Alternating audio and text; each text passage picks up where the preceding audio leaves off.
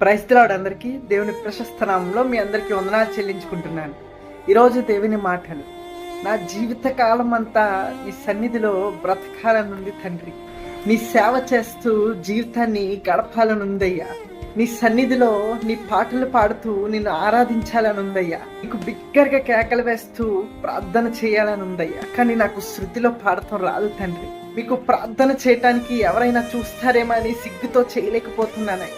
ఏ కార్యక్రమంలో పాల్గొనలేకపోతున్నానయ్యా అని ఎంతో నిరాశపడి ఉంటావు కదా. కానీ దేవునికి ఆయన్ను పూర్ణ హృదయంతో ఆరాధించటం ఇష్టం. నీ పాట ఎలా ఉన్నా, నీ స్వరం ఎలా ఉన్నా మనుషులు వినకపోవచ్చు, కానీ పరలోకంలో ఉన్న నా తండ్రి మాత్రం నా బిడ్డ నన్ను పూర్ణ హృదయంతో ఆరాధిస్తుంది అని సంతోషంతో మురిసిపోతాడు.